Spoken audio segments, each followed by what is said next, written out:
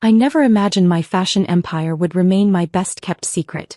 But watching Manhattan's elite realize that the nobody they dismissed actually owned their favorite brands made every moment of hiding worth it. Before I tell you how I orchestrated the most dramatic revelation in Fashion Week history, let me know in the comments if you've ever been underestimated by people who thought they were better than you. Hit that like button if you believe revenge is best served in designer labels. This story is for you. My name is Alexandra Kingston, and at 31 I lived what seemed to be two entirely separate lives. To New York's fashion elite, I was the quiet girl who did something with clothes and couldn't afford front row seats. In reality, I was the founder and owner of Kingston Global Luxury, KGL, the silent power behind 23 luxury fashion brands and the most exclusive manufacturing facilities in Italy and France. The irony? The upcoming New York Fashion Week showcase where Manhattan's elite would be fighting for front row seats was actually my event. Every brand, every design, every carefully curated detail belonged to my company. Not that anyone knew, yet. Growing up in Brooklyn, I learned early that fashion was more than clothes. It was armor.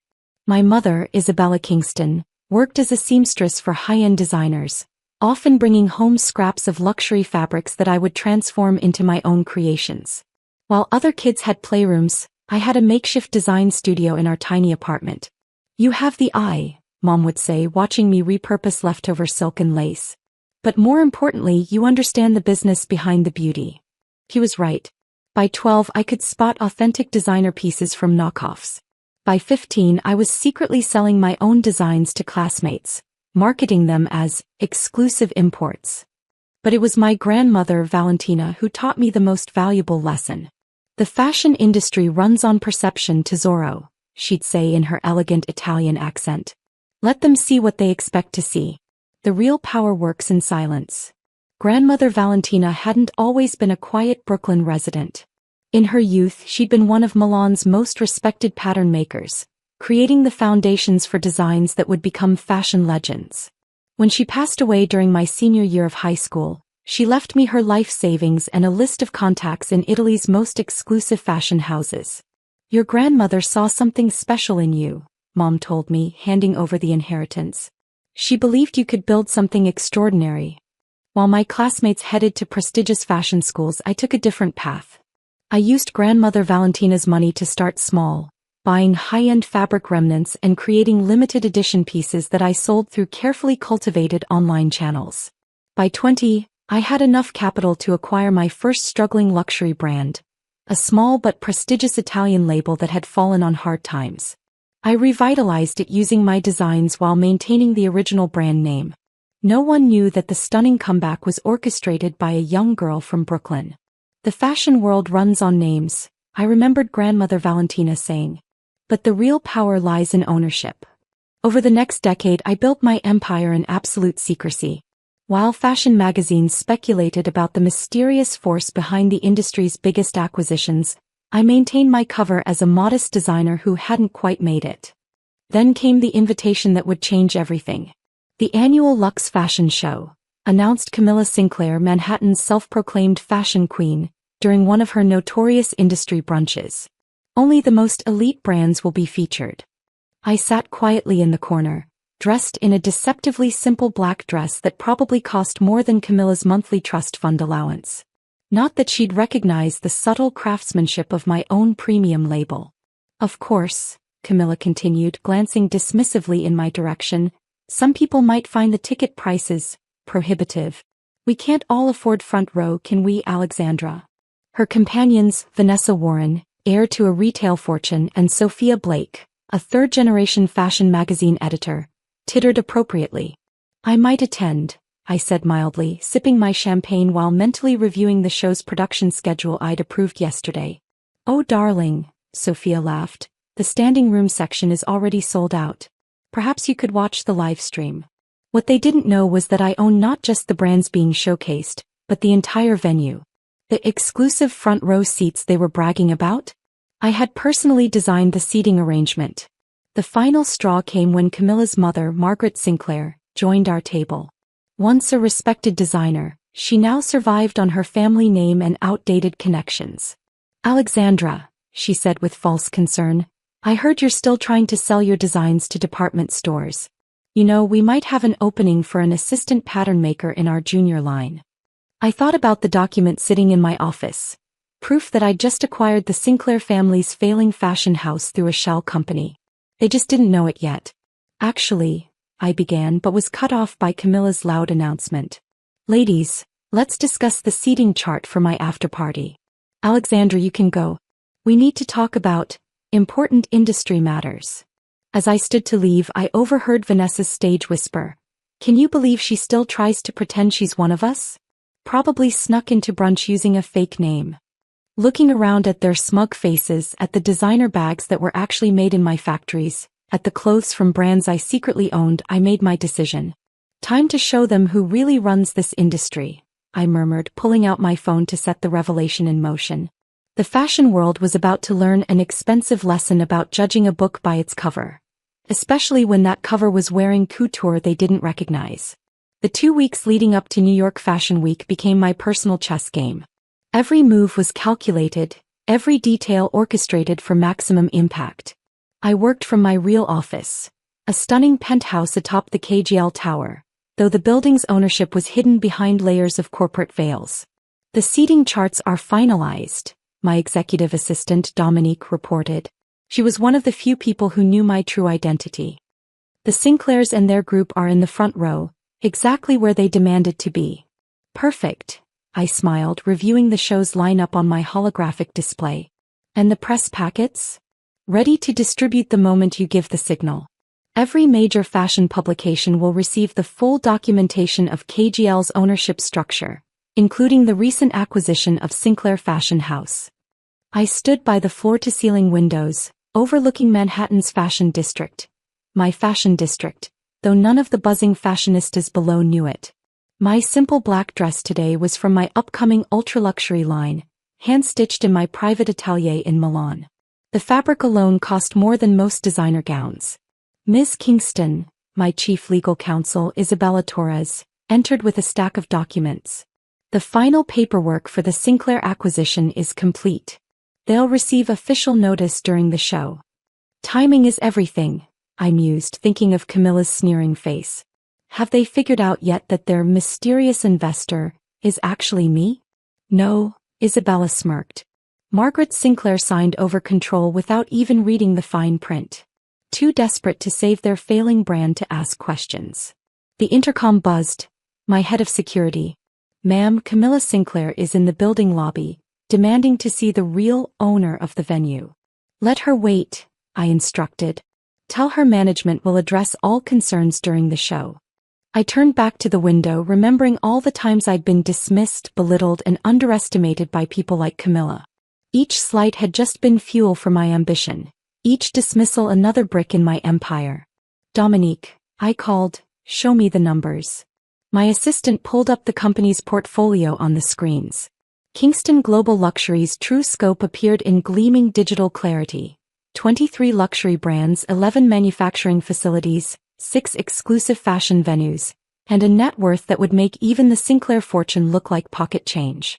The media is already calling it the most anticipated show of Fashion Week, Dominique noted. Though they don't know half of what's really coming. They're about to learn, I replied, picking up a small remote control. Let's do a final rehearsal. The office lights dimmed as hidden panels opened in the walls, revealing my private collection. Hundreds of designs, each one personally created and approved by me, each one bearing the labels of different KGL brands. The upcoming show would feature pieces from all of them, a carefully curated revelation of my empire's true scope. The Sinclair Group's reactions are going to be priceless, Isabella observed, reviewing their recent social media posts mocking my supposed inability to afford front-row seats. Speaking of seats, I smiled, pulling up the seating chart. Show me their view. A holographic representation of the venue appeared, zooming in on the front row where Camilla and her friends would be sitting. They had no idea that their precious front-row seats were actually positioned for maximum impact when the truth was revealed. Your grandmother would have loved this, Dominique said softly, knowing how much Valentina had influenced my journey. She taught me that true power doesn't need to announce itself, I agreed. But sometimes, it needs to teach a lesson. The next few days passed in a blur of final preparations. Every detail was checked and double-checked. The show would feature designs from all my brands, building to a climactic revelation that would shake the fashion world to its core. The morning of the show, I received a text from Camilla. Heard you begging for a standing room ticket. Don't embarrass yourself trying to attend. Know your place. I screenshot the message, adding it to my collection of similar insults and dismissals from Manhattan's fashion elite. Soon they would all learn exactly what my place was. Miss Kingston, Dominique appeared at my door. The venue is ready. Would you like to do a final walkthrough? I stood, smoothing my dress. Another of my own designs, though the label inside read like a who's who of luxury fashion. Yes. It's time to make sure everything is perfect for our guests of honor. The venue was a masterpiece of modern design, every detail carefully chosen to enhance the upcoming revelation. The lighting, the seating, even the temperature was controlled from my private command center. The Sinclair Group just confirmed their attendance, my event director reported. Camilla demanded that the air conditioning be adjusted around her seat. Oh, it will be, I smiled. They'll need it cool when things heat up.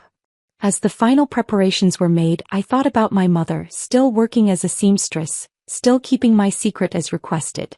She would be attending tonight, seated in her own place of honor, ready to watch as her daughter's empire was finally revealed. Your grandmother always said the fashion world needed a revolution, she told me last night. Show them what real power looks like, my darling. Looking around at my creation, the venue, the brands, the empire I'd built from nothing, I knew the time for hiding was over. Manhattan's fashion elite had no idea that their entire world was about to change.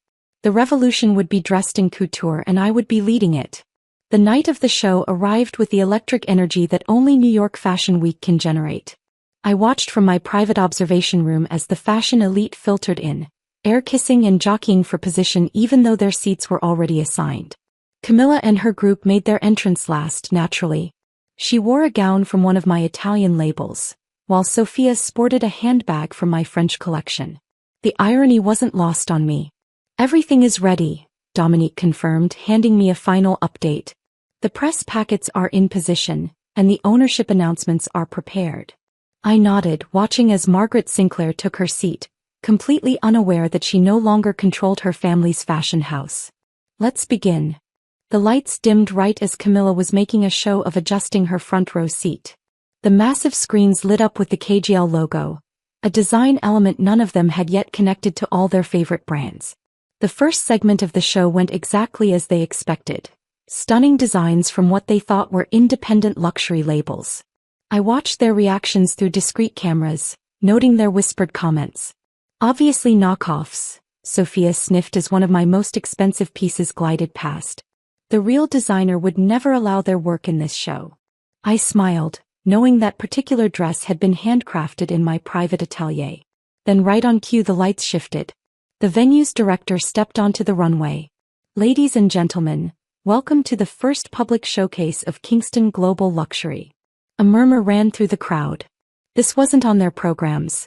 Tonight, we reveal that every design you've seen, and every brand represented, is part of the KGL empire, founded and owned by one visionary designer. The screens began displaying logos, all 23 of my brands including Sinclair Fashion House. I watched as Margaret Sinclair's face went pale, finally recognizing my company's name from the acquisition papers she'd signed. Please welcome the owner of Kingston Global Luxury, the creative force behind the industry's most prestigious brands. Camilla was already standing, her voice carrying clearly, "This is impossible.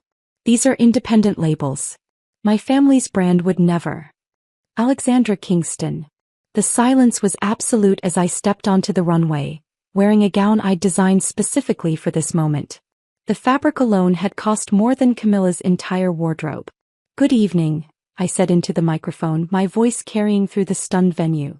"I believe some of you suggested I watch the live stream?" The next 30 minutes were a masterclass in elegant revenge. I detailed each brand acquisition, each design innovation, each market manipulation that had built my empire. With each revelation, I watched the color drain from more faces in the front row. The Sinclair Classic line? I smiled directly at Margaret. Acquired last week. The paperwork should be arriving now. On cue, assistants delivered documents to the Sinclair family, outlining their brand's new ownership structure, under my complete control. This is a mistake, Camilla stood, her voice shaking. Daddy's lawyers will. Your father's lawyers already approved the sale, I cut her off smoothly. In fact, they recommended it given your family brand's financial situation. Would you like me to display the numbers for everyone? She sank back into her seat as the screens showed exactly how close to bankruptcy her family's fashion house had been before my acquisition. Moving on to our manufacturing facilities, I continued, enjoying the growing realization in the audience. Those exclusive Italian factories you all brag about using? The French ateliers? Also mine. In fact. I paused for effect. That dress you're wearing, Camilla? I designed it. Though you paid triple its worth because of the label, which I also own. Sophia Blake was frantically typing on her phone, probably trying to confirm my claims.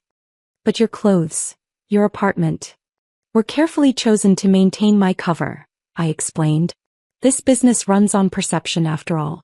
Something my grandmother taught me. I gestured and the screens displayed my real estate holdings. The KGL Tower, the manufacturing facilities, the private ateliers. While you were mocking my supposed poverty, I was building an empire worth billions. Every dismissive comment, every social slight, every time you suggested I know my place, I was actually your boss. The lights came up fully, revealing my mother in her place of honor. And that seamstress you all treated so poorly? My mother who helped build this empire stitch by stitch. Margaret Sinclair finally found her voice. Why the deception? I walked to the edge of the runway looking down at their shocked faces. Because you taught me that the fashion world respects power more than talent. So I built both. Every time you excluded me from your events, I was buying another brand. While you mocked my career, I was signing the paychecks for your pattern makers. The screens now showed my complete portfolio. The brands, the properties, the manufacturing facilities, and the net worth that made their family fortunes look like pocket change. Now, I smiled, shall we discuss the future of your brands? Under my leadership, of course. The aftermath was everything I'd hoped for. Fashion blogs exploded with the news. Magazine editors who'd ignored my calls were now begging for exclusive interviews. And the Sinclair Group? They learned that true style doesn't come from a famous name. It comes from real talent and hard work. Camilla tried to approach me at the after-party, all fake smiles and sudden recognition of my obvious talent. I simply handed her a business card. My real one this time. The assistant pattern maker position is still open, I told her sweetly. Since you'll need a job now that your family brand belongs to me. Later that night in my real office atop the KGL Tower, I looked out over the city lights. My mother joined me, bringing a bottle of champagne from my private collection. Your grandmother would be so proud, she said, hugging me. You didn't just succeed, you revolutionized the entire industry. While wearing better shoes than them, I added, making her laugh. My phone buzzed with a message from Sophia Blake. About that magazine editorial position. I smiled, thinking of all the times they'd told me to know my place. Turned out my place was at the very top of the industry they thought they ruled. To knowing your worth, Mom raised her glass. And making sure everyone else knows it too. To perception, I agreed. And the power of being underestimated. Looking out at my empire, I thought about all the other talented people being dismissed by the fashion elite. Maybe it was time to create a new kind of fashion house. One that valued creativity over connections, talent over family names. After all, the best revenge isn't just success. It's using that success to change the very system that tried to exclude you. Have you ever been underestimated by people who thought they were better than you? Ever had to hide your success until the perfect moment? Share your story in the comments below.